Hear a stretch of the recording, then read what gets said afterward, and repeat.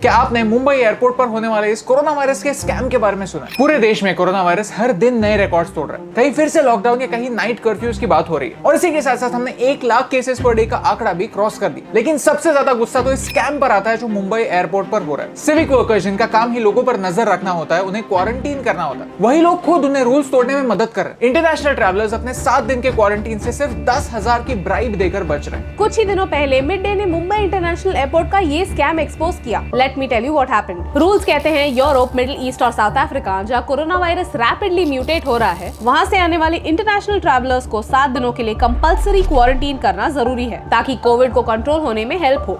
1 अप्रैल को mid day के एक इन्वेस्टिगेटिव जर्नलिस्ट ने एयरपोर्ट पर काम करने वाले एक सिविक ऑफिशियल से बात की। कहा कि एक फीमेल पैसेंजर गल्फ कंट्री से भारत आ रही है और उन्हें क्वारंटीन स्किप करके सीधे घर जाना। अपेरेंटली सोल्यूशन उस ऑफिशियल के पास रेडी था। उन्होंने कहा कि इमिग्रेशन के बाद उन्हें एक काउंटर पे लेके जाएंगे जहां उन्हें एक फॉर्म फिल करना होगा। वहां जब उन्हें होटल का नाम पूछेंगे तब होटल सिलेक्ट कीजिए। अगले दिन जब एयरपोर्ट से बसेस निकले और उस होटल पहुंचे तब मिस्टीरियसली एक इनोवा भी उस होटल पहुंची और उस इनोवा में इंटरनेशनल ट्रैवलर्स को बिठाकर क्वारंटीन से आजाद कर दिया। I mean wow.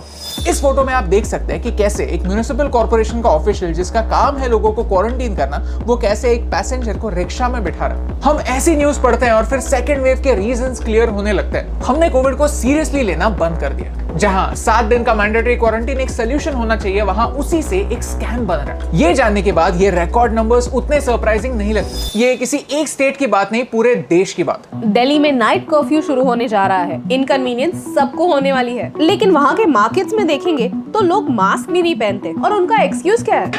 जेब में मिर्ची का धसका लगता है यहाँ पे, इसलिए मास्क उतार के रखा हुआ है। तो क्या करूँ, हाथ में लगाऊं मिर्ची? मिठाई खाया होता है, निकाल दिया। मास्क लगा रखा था, बात कर रहा था इसलिए सुनाई नहीं दे रहा था उनको। कोरोना खत्म तो खेल रहा हुआ है, गर्मी हो जाती है बहुत ज्यादा। हमारे लीडर्स कहते हैं कि हमारी लापरवाही की वजह से केसेस बढ़ रहे हैं, लेकिन लापरवाही सिर्फ आम लोगों में कॉमन नहीं है। कहीं पॉलिटिकल रैलीज हो रही है, कहीं बड़े बड़े इवेंट्स हो रहे हैं और अब तो एग्जाम्स भी होने जा रही है। जहां हमें क्राउड कम करने की कोशिश करनी चाहिए, वहां हम क्राउड बढ़ाने वाले इवेंट्स को एनकरेज कर रहे हैं। लगता है कि हम 1 साल में कुछ भी नहीं सीखे। ये स्कैम नहीं तो और क्या है। इस पूरे इशू पर कुछ ही दिनों पहले हमने एक वीडियो बनाया था जो आप यहाँ पर देख सकते हैं। We would be stupid to not learn our lessons from this past year to help us prepare for future waves. लेकिन चलिए एक स्टेप आगे जाते हैं और देखते हैं कि दूसरे देशों ने क्या स्टेप्स लिए जिससे कोविड कंट्रोल में आए। Number 1, Vietnam. वियतनाम है तो एक छोटा सा देश, लेकिन दुनिया में 15th लार्जेस्ट पॉपुलेशन वियतनाम में। और तो और हमारी ही तरह वियतनाम भी चाइना के साथ अपनी बॉर्डर शेयर करता है। लेकिन फिर भी वियतनाम में सिर्फ 2648 केसेस हैं। That's it.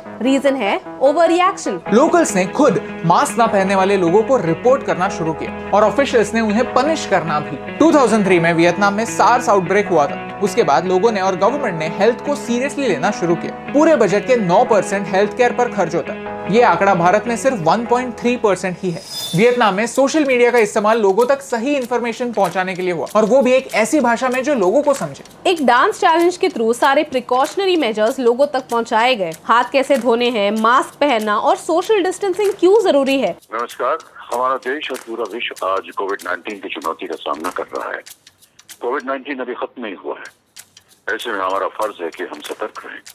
इसलिए जब तक दवाई नहीं तब तक कोई ढिलाई नहीं। ये इरिटेटिंग फोन मैसेजेस के जरिए नहीं, एंटरटेनिंग वे में लोगों तक पहुंचाया गया। वियतनाम की सक्सेस कोई फ्लूक नहीं बल्कि वो एक केयरफुल प्लानिंग की वजह से हुई। Number 2, Australia. कोविड होने के बावजूद अगर रिलेटिवली नॉर्मल लाइफ किसी देश में कंटिन्यू हो रहा है तो वो है ऑस्ट्रेलिया। और इसका एक इंपॉर्टेंट रीजन है कोविड सेफ चेक इन। हर जगह, रेस्टोरेंट्स में, ऑफिस में या किसी इवेंट में भी वेन्यू के बाहर QR कोड्स लगे होते हैं। आपके मोबाइल ऐप से आपको स्कैन किए बगैर एंट्री नहीं मिलती। ये डेटा हेल्थ केयर डिपार्टमेंट के पास जाता है। फिर फ्यूचर में अगर कोई कोविड पॉजिटिव डिटेक्ट होता है तो इस डेटा की हेल्प से कॉन्टैक्ट ट्रेसिंग आसान हो जाता है। अगर कोविड अर्ली स्टेजेस में डिटेक्ट हुआ तो उसका स्प्रेड रोका जा सकता है। वैसे ही अर्ली 2020 में जहां इंटरनेशनल ट्रैवलर्स को क्वारंटीन किया गया था, वहां पुलिस होटल के बाहर ही रेडी रहती थी ताकि कोई क्वारंटीन के रूल्स ब्रेक ना करे। ऑस्ट्रेलिया की सक्सेस कोई फ्लूक नहीं बल्कि टेक्नोलॉजी की मदद से हुई। Number 3, Israel. इस वेबसाइट पर हमें कितने % पॉपुलेशन को वैक्सीन मिल चुकी है ये पता चलता है। भारत वैक्सीन प्रोड्यूस करने में दुनिया में नंबर 1 है,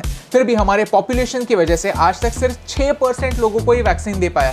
on the other hand Israel में ऑलमोस्ट सारे लोगों को वैक्सीन मिल चुकी है। हमें वैक्सीन को जल्द से जल्द ज्यादा से ज्यादा लोगों तक पहुंचाने की जरूरत है। अगर कोई फ्रंट लाइन या health care worker miss out करता है तो उसे बाद में वैक्सीनेट करने का मौका मिलना चाहिए। साथ ही साथ वैक्सीन के रूमर्स को रोकने की जरूरत है। वैक्सीन लेने से लोग इम्पोर्टेंट बनते हैं। वैक्सीन में पोर्क होता है, यहाँ तक कि वैक्सीन में माइक्रोचिप होती है जिससे आपको कंट्रोल किया जा सकता है। ऐसे रूमर्स व्हाट्सएप पर फॉरवर्ड हो रहे हैं, तो आपसे एक रिक्वेस्ट है कि वैक्सीन के रूमर्स फैलाना बंद कीजिए। डेटा कहता है कि वैक्सीनेशन के बाद हर 12,000 वैक्सीनेटेड लोगों में से सिर्फ एक को कोविड हुआ। ये 0.01% है। वैक्सीनेशन होने के बाद कोविड की चांसेस कम है, लेकिन फिर भी 0 नहीं है, तो हमें केयरफुल रहना ही पड़ेगा। We have no choice।